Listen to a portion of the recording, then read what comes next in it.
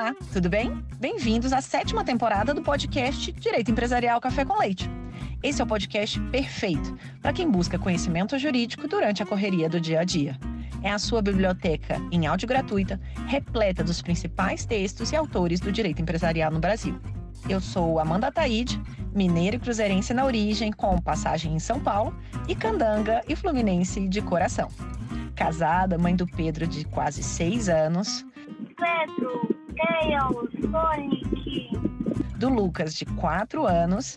Lucas, Knuckles, Sonic, Eggman. E tutora do Vira-Lata Farofa. Sou professora doutora da UNB dos cursos de Direito Empresarial, Concorrência, Comércio Internacional e Compliance. E consultora do Pinheiro Neto Advogados nas mesmas áreas. Este é um podcast simples, curto e gostoso, como um café da manhã, mais rapidinho durante a semana. Em sua 7ª temporada, esse nosso podcast se reinventa, com a divulgação de um site inteiramente dedicado a esse projeto.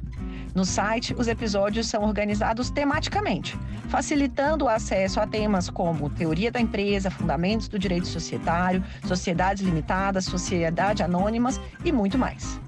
Pegue então a sua xícara de café com leite ou chá, seu tênis para fazer exercício físico ou seu fone de ouvido para ouvir no seu meio de transporte diário. Então, vamos comigo para a próxima xícara de café com leite? A nossa xícara de café com leite de direito empresarial de hoje vai tratar de um texto intitulado Sociedade em Conta de Participação, do autor Paulo Brancher. E para isso a gente vai ter a alegria de contar com a participação do próprio autor para comentar o seu artigo. O Paulo Brancher é livre docente, professor em Direito Empresarial pela Faculdade de Direito da PUC São Paulo, sócio do Matos Filho, Veiga Filho, Marrei Júnior e Quiroga Advogados. É advogado muito conhecido nacional e internacionalmente, bacharel, doutor e mestre em Direito pela PUC São Paulo também. Professor Paulo, é uma alegria enorme você ter aceitado o convite para participar do nosso podcast e por apresentar, de um modo simples, curto e gostoso, esse tema das sociedades em conta de participação. Oi, Amanda, tudo bem? Muito obrigado pelo convite, um prazer estar aqui participando desse podcast e um prazer estar aqui trocando ideias sobre esse tema da sociedade em conta de participação.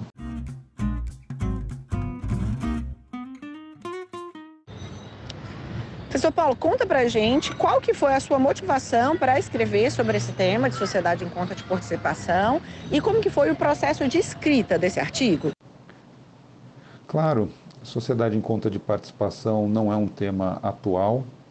A gente vai encontrar suas origens no direito romano e a sua evolução ao longo do tempo, sempre procurando endereçar o famoso tema de assunção de responsabilidades num projeto conjunto, principalmente entre quem quer investir, mas não necessariamente operar o negócio, e quem tem mais vocação para operar o negócio e não necessariamente tem os recursos necessários para investir, né?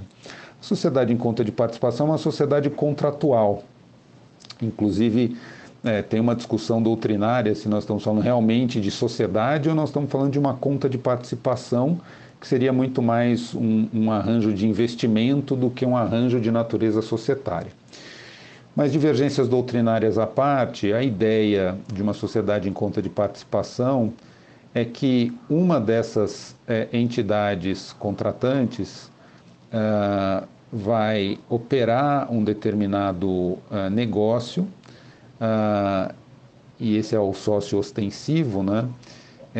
E vai criar uma conta específica, podemos simplificar, uma conta na sua contabilidade, envolvendo única e exclusivamente a gestão daquele negócio, que quem participa dessa conta, aí o sócio participante, antigamente denominado de sócio oculto, ele vai aportar recursos ou vai, de alguma forma, contribuir para essa conta em que ele participa, né? Essa é a ideia de conta de participação.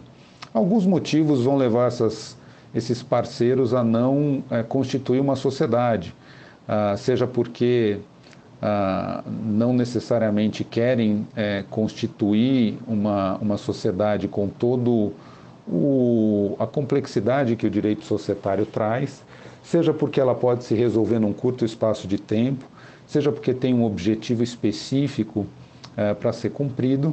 Então, as partes entendem que, uma vez sendo possível realizar aquele objetivo apenas no âmbito contratual, elas criam essa conta de participação e vão estabelecer a partilha dos resultados, seja de lucros ou de prejuízos, né? O sócio ostensivo é aquele que vai realizar o empreendimento e tem que estar dentro do seu escopo social, né? Não vai poder extrapolar o seu objeto social, mas vai realizar as atividades, contratar com terceiros, vender produtos, prestar serviços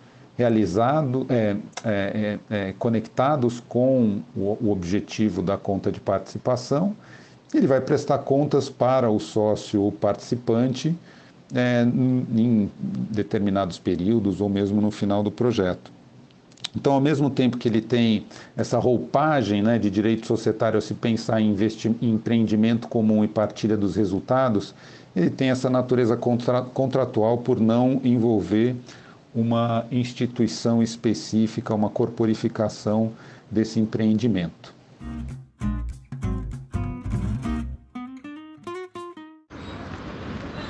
Professor Paulo, então vamos começar.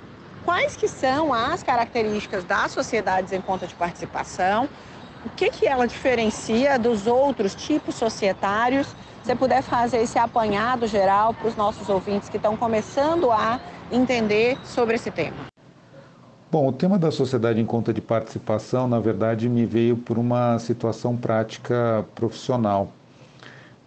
Já faz um bom tempo, a gente teve que atender uma situação de uma empresa farmacêutica que, numa operação global de venda de uma atividade que ela tinha, aqui no Brasil, essa atividade estava inserida numa outra empresa, né, era uma divisão, não era uma empresa em separado.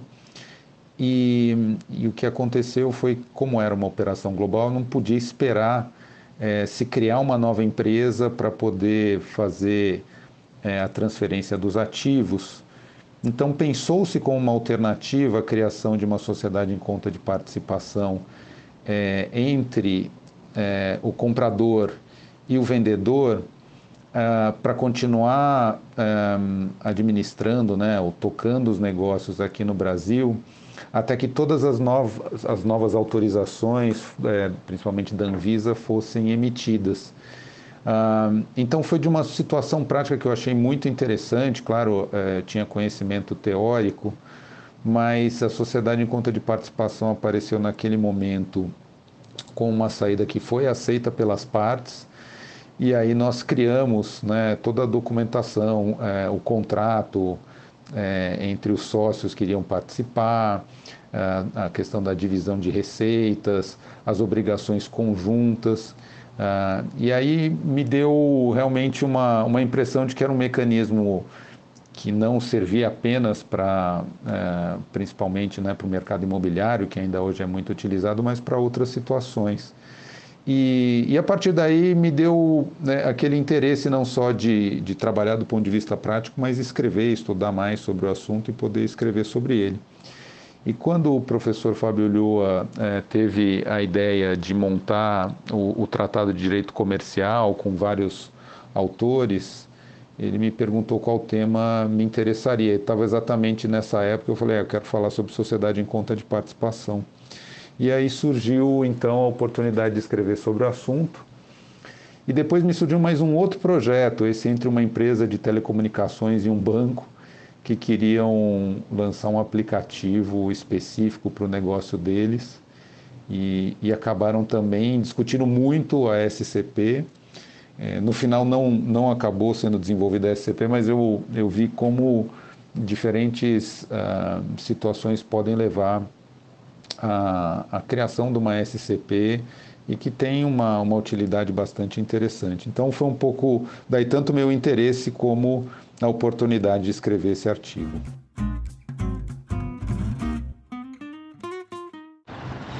Então, Agora a gente já sabe que sociedade em conta de participação é um tipo societário. Retomo aqui também que a gente já teve a oportunidade de ouvir sobre esse tema em um episódio anterior com o professor Luiz Spinelli. E aí agora uma outra diferenciação que eu queria fazer é como que diferencia, né, o contrato de uma sociedade em conta de participação de um contrato de parceria? Como que isso na prática, né, na sua experiência também profissional, como que isso se diferencia na elaboração desse tipo de contrato? Eu acho que é um bom ponto, porque toda vez que a gente se depara com uma situação de duas empresas que querem estabelecer algum empreendimento comum, mas não querem estabelecer ou constituir uma sociedade, a dúvida que surge é, não, vamos fazer uma parceria, mas é só parceria, uma sociedade em conta de participação. A sociedade em conta de participação, ela tem essa mesma ideia de parceria, né? Só que quando a gente estabelece ali as diretrizes para um contrato de sociedade em conta de participação, ele finalmente é muito parecido com uma constituição de sociedade mesmo. Você olha como se fosse um contrato social. Claro, não tem constituição, não vai ter uma denominação, né? Não vai ter um endereço para a sede, porque ela não é uma sociedade personificada. Mas vários outros aspectos típicos de um contrato em sociedade são vistos num contrato de sociedade em conta de participação, né? Capital social, quem são os sócios, o percentual de contribuição de cada um, como é que vai se dar a partilha dos resultados, as obrigações envolvendo cada um dos sócios, lembrando que o sócio participante ele não participa do negócio como um executor, senão ele vai acabar se responsabilizando tal qual o sócio ostensivo. E então a gente vê muito assim a característica de como se fosse um contrato social com certas limitações ali por não ser uma sociedade personificada. Já o contrato de parceria é um contrato como qualquer outro, né? Aquela ideia de contrato sinalagmático, né? Como você tem uma compra e venda, como você tem uma prestação de serviço e tantos outros, se estabelece ali, né, como objeto a parceria especificamente, e as obrigações de parte a parte não têm as mesmas restrições em termos de participação, né, dos sócios desse empreendimento, né, tal como o sócio participante ou sócio ostensivo. Na parceria existe uma flexibilidade maior envolvendo a atividade de cada um. Então, acho que vai depender muito do que se quer num projeto específico, né? Tem aspectos importantes da SCP, ela tem toda uma norma, um conjunto de normas em âmbito tributário. Ela tem até no âmbito das normas tributárias, né? Você vai ter até um CNPJ específico para a sociedade em conta de participação. Então, assim, acho que vai depender muito de cada projeto para entender se faz sentido seguir com uma SCP ou com uma parceria do ponto de vista contratual.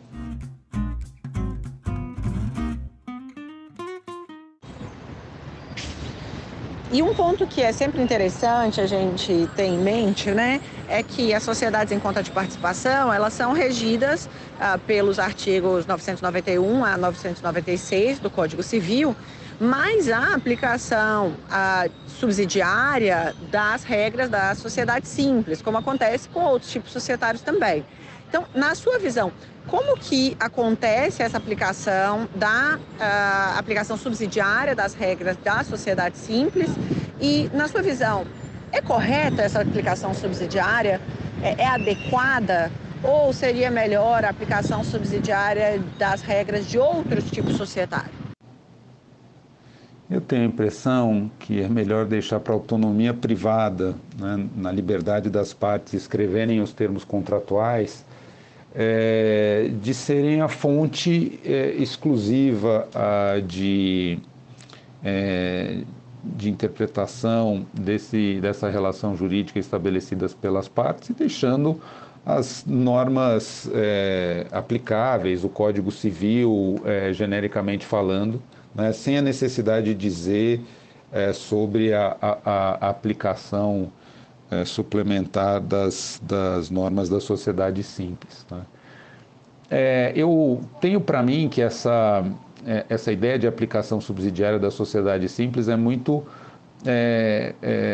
tendo em vista que a sociedade em conta de participação, isso está até previsto lá no próprio Código Civil, ela não depende de uma formalização específica, né? Então a gente tem até casos de decisões judiciais envolvendo, por exemplo, se determinada relação é de sociedade em conta de participação ou se ela tem uma natureza trabalhista, né? E isso se dá claramente por uma falta de formalização dessa relação entre partes, né? Ou então, como a gente sabe, a Justiça do Trabalho, ela se pauta muito pela realidade dos fatos e o contrato em si não vai fazer milagre, mas a falta dele coloca dúvidas em relação a que tipo de relação jurídica é estabelecida. Então, a ideia de se ter uma aplicação da sociedade simples pode servir para essa, vamos dizer, para essa ausência de termos mais específicos no contrato entre partes ou da ausência desse contrato, para que, eventualmente, as partes saibam como reagir em situações de lacuna, né? Mas lembrando que não dá para a gente aplicar várias das hipóteses que são típicas de sociedades existentes, né? Sociedades corporificadas, né? O término, o encerramento de uma sociedade em conta de participação se dá mediante prestação de contas, né? É um contrato, portanto, não tem a dissolução parcial de uma sociedade em conta de participação com apuração de haveres, né?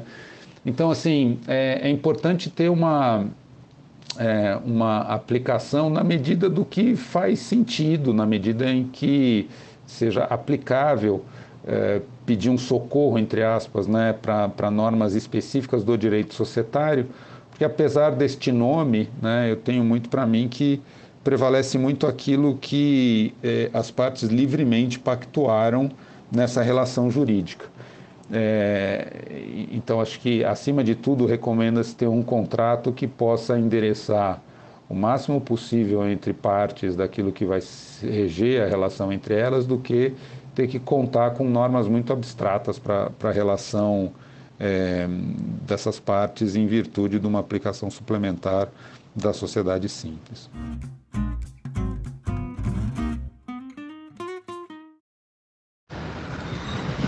E a gente está vendo, professor, que tem algumas mudanças, né, que estão sendo discutidas no direito empresarial, tanto pelo projeto de novo Código Comercial, quanto pela discussão sobre atualizações do Código Civil. Conta para a gente se tem perspectivas, né, de mudanças nas regras sobre as sociedades em conta de participação nesses dois projetos. Se a gente for pegar o projeto de Código Comercial, né, a ideia ali é não mais ter essa denominação de sociedade em conta de participação, mas ser um tipo contratual de conta de participação, né? Lembrando da definição, não definição, né, mas o conceito geral da sociedade em conta de participação. O principal objetivo ali é criar uma conta específica para um projeto conjunto. E se essa é a realidade, né, de fato, e pelo fato de não ter uma sociedade constituída, acho que o que viria a partir de uma eventual aprovação, né, do projeto do Código Comercial, a gente sabe que isso depende muito das evoluções nas discussões do Congresso, mas é a ideia de deixar de trabalhar o conceito de uma sociedade não corporificada, com aplicações subsidiárias, né, como a gente falou anteriormente da sociedade simples, e passar a ter uma visão muito mais contratualista na sua essência, desse instituto e possivelmente traria maior flexibilidade. De novo, eu reforço aqui o fato de que o direito tributário, ao lidar com muitas das sociedades em conta de participação, estabelece regras específicas, né? Então, podemos até mudar do ponto de vista do direito empresarial alguns conceitos da sociedade em conta de participação, mas ao fim e ao cabo, muitas vezes a decisão de se adotar uma SCP ou uma futura sua conta de participação, esse modelo contratual passa também pelos impactos de natureza tributária que essa escolha acaba trazendo, né? Então, a gente acho que tem um pouquinho mais de tempo aí para ver se eventualmente teremos alguma mudança. O fato é que esse modelo hoje, ele tem sido bastante utilizado em nichos específicos, como eu mencionei no mercado imobiliário, é comum a gente ver a existência de sociedades em conta de participação.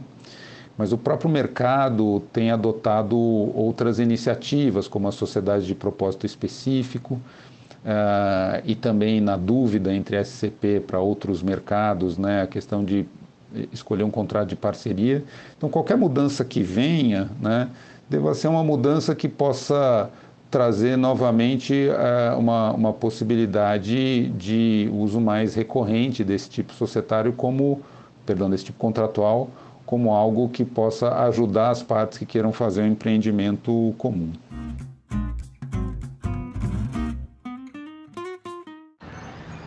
E agora, professor Paulo, uma pergunta dessa temporada. Conta pra gente algum livro de literatura mesmo que tenha te marcado, que tenha sido interessante, que você tenha gostado, e conta por quê.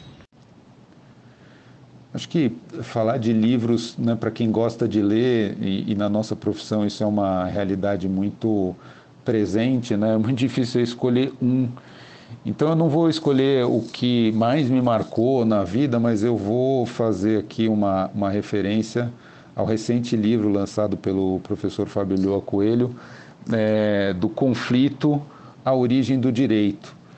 Eu acho que é um livro que é muito interessante, primeiro acho que por mostrar um conhecimento cultural muito robusto do professor Fábio Ulloa, não só sobre os aspectos jurídicos, mas ele passa por muitas áreas do conhecimento, né? Por antropologia, até por questões econômicas, por história, obviamente por questões jurídicas, e é um livro muito agradável de ler, né? Ele tem uma preocupação de fazer com que nós olhemos aquilo que nós atuamos, né, que é o direito, sob uma perspectiva muito mais da nossa realidade, né? Ele tenta desmistificar essa ideia de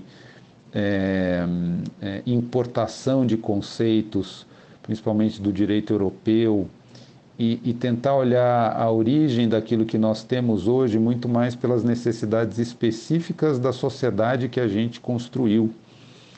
E que muitas vezes a importação desses conceitos, institutos jurídicos, eles não fazem muito sentido. E como é que nós fomos construindo as regras, né, que são aplicáveis à nossa ordenação social, muito pelo conflito existente em diferentes demandas ao longo do tempo. Então, eu recomendo, é um livro interessantíssimo, vale muito a leitura.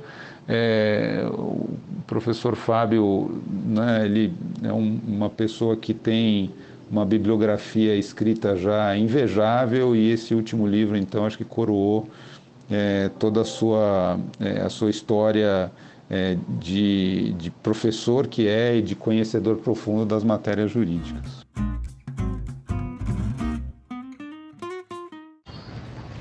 Professor Paulo, muito obrigado pela sua presença aqui no podcast, por apresentar seu artigo, por comentar um pouquinho sobre a sua visão de sociedades em conta de participação. Uma alegria ter você representando aqui a PUC São Paulo no nosso podcast, outros professores também já vieram, então fico muito feliz de tê-lo aqui. Até a próxima. Eu que agradeço, Amanda. Muito obrigado mesmo. Foi um prazer aqui trocar ideias sobre esse tema e fico à disposição para a próxima. Um abraço.